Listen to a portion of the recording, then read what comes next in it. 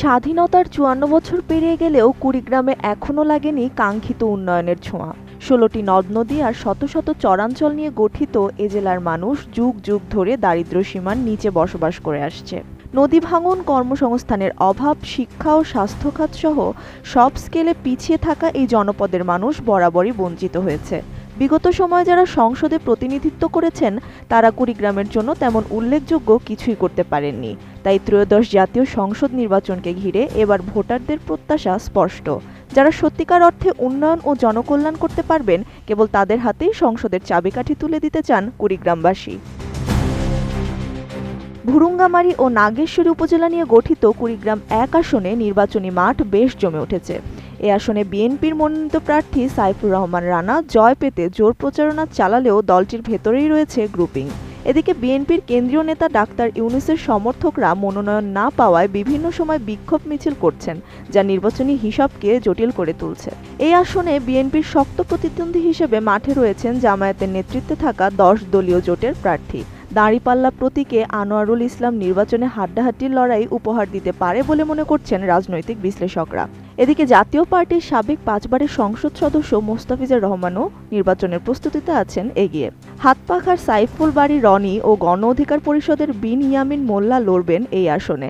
৩২ ইঞ্চি জেভিকো TV এখন মাত্র ১৫,০০০ টাকায়, সাথে পাচ্ছেন ৩ বছরের প্যানেল ওয়ারেন্টি। আমি গত দুইবার নির্বাচিত হওয়ার পরও সেই সময়কার স্বৈরাচার সরকার, ফ্যাসিস্ট সরকার আমাকে হইতে দেয়নি। জনগণ ভোট দিয়েছেন, কিন্তু কাগজ কলমে আমাকে হইতে দেওয়া হয়নি। আপনারা নিশ্চয়ই জানেন, আমি গত 18 সাল নির্বাচনে মাত্র ৩,০০০+ ভোটে পরাজিত হয়েছি এবং সেখানেও যথেষ্ট কারচুপি হয়েছে এবং আমাদের এই অঞ্চলের মানুষ আমাকে সমর্থন দিয়েছিল বলেই রাত ১টার পর তাদেরকে এই ঘোষণা দিতে হয়েছে।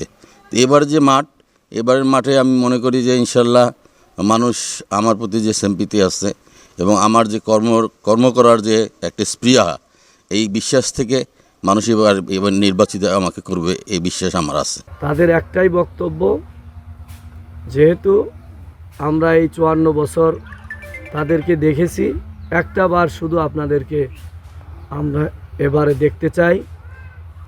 আর আমি যদি নির্বাচিত হই, তাহলে আমি যেহেতু এলাকার প্রত্যন্ত অঞ্চল পর্যন্ত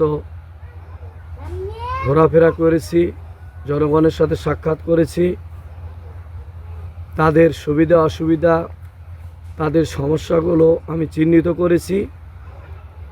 বিশেষ করে রাস্তাঘাট, ব্রিজ, কালভার্ট, স্বাস্থ্য খাতের উন্নয়ন, শিক্ষা খাতের উন্নয়ন, এগুলো আমি চিহ্নিত করেছি এবং পর্যায়ক্রমে ইনশাআল্লাহ এই সমস্যাগুলো সমাধানের চেষ্টা করব ইনশাআল্লাহ। যে মানুষটা সবসময় গরিব দুঃখী মানুষের পাশে থাকবে, গরিব দুঃখী মানুষের কথা বলবে, এই বেকারত্ব দূর করার চিন্তাভাবনা যাদের মাথায় আছে, আমরা তাদেরকেই ভোট দেবো ইনশাআল্লাহ। ফুলবাড়ী, কুড়িগ্রাম সদর ও রাজারহাট উপজেলা নিয়ে জেলার গুরুত্বপূর্ণ আসন কুড়িগ্রাম ২-এ বিএনপির অভ্যন্তরীণ বিভাজন না থাকলেও প্রার্থীদের মধ্যে প্রতিদ্বন্দ্বিতা কম নয়। শক্ত অবস্থানে থাকা বিএনপির মনোনীত প্রার্থী আলহাজ সোহেল হোসেন কায়কোবাদকে চ্যালেঞ্জ জানাতে মাঠে সক্রিয় ১০ দলীয় জোটের প্রার্থী এনসিপির কেন্দ্রীয় যুগ্ম আহ্বায়ক তরুণ নেতা ডাক্তার আতিক মোজাহিদ। পাশাপাশি সাবেক এমপি পনির উদ্দিন আহমেদও নির্বাচনী মাঠে সক্রিয় রয়েছেন। সব মিলিয়ে কুড়িগ্রামের ভোটাররা এবার সিদ্ধান্ত নিয়েছেন, নদী ভাঙন রোধ, কর্মসংস্থানের সুযোগ সৃষ্টি, শিক্ষা, স্বাস্থ্য ও যোগাযোগের ব্যবস্থার উন্নয়নে যারা বাস্তবসম্মত পদক্ষেপ নিতে পারবেন তারাই পাবেন তাদের মূল্যবান ভোট। কুড়িগ্রামে আমাদের মেডিকেল কলেজের একটি প্রয়োজন রয়েছে, সেটা ব্যাপারে ইনশাআল্লাহ আমি চেষ্টা করব। কুড়িগ্রামে হাসপাতাল, সদর হাসপাতাল এবং রাজারহাট এবং ফুলবাড়িতে পর্যাপ্ত চিকিৎসকের ব্যবস্থা করে চিকিৎসার মান উন্নয়ন করতে হবে। জনগণ যেন সঠিকভাবে চিকিৎসা সেবা পায়, এ ব্যাপারে আমার কাজ করব। আমাদের কুড়িগ্রামে কৃষি বিশ্ববিদ্যালয় যেটি হয়েছে, সেটি স্থায়ী ক্যাম্পাস এখনও নির্ধারণ হয়নি, জায়গা নির্ধারণ হয়নি। আমাদের স্থায়ী জায়গা নির্ধারণ করে অবকাঠামো নির্মাণ করতে হবে এবং বাইপাস সড়কটি যেটি আমাদের এখন পর্যন্ত সেটা এখনও সম্পূর্ণ হয়নি, সেটা যেন দ্রুত সম্পূর্ণ হয়, সেই ব্যাপারে বাইপাস সড়কের ব্যাপারে আমার উদ্যোগ গ্রহণ করা থাকবে। আমাদের বিশেষ করে শিক্ষার মান উন্নয়ন করতে হবে, আমাদের স্টেডিয়ামটার মান উন্নয়ন করতে হবে।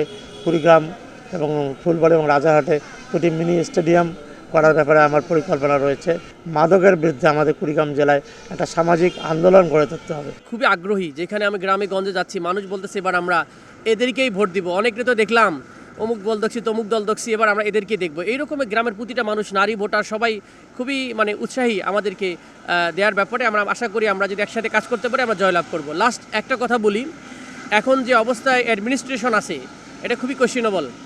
অনেক জায়গায় আমরা আনফেয়ার ট্রিটমেন্ট দেখতে পাচ্ছি। মনে হচ্ছে যে অ্যাডমিনিস্ট্রেশন একটা মেকানিজমের মধ্যে যাচ্ছে, কোনো একটা ইকো আছে ওনাদের ভিতরে, যে মানুষের যে পালস ভয়েস সেটাকে যেন তারা বাইপাস করার চেষ্টা করতেছে।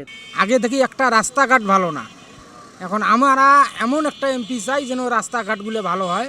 আমাদের প্রতি কেউ নাই, আমরা গরিবেই আছি। সরকার আসে যায় কিন্তু আমাদের উন্নয়ন হয় না। এবার আমরা পরিচ্ছন্ন একজন নেতা চাই, যে নেতা সৎ এবং যোগ্যতাবান হবেন, যে নেতা পার্লামেন্টে যায় কুড়িগ্রামের মানুষের কথা বলবেন। ত্রয়োদশ জাতীয় সংসদ নির্বাচনকে ঘিরে তাই কুড়িগ্রামে বইছে পরিবর্তনের হাওয়া।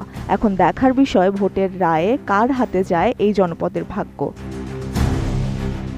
ত্রিবেণী তনু, ডেস্ক রিপোর্ট, ATN নিউজ।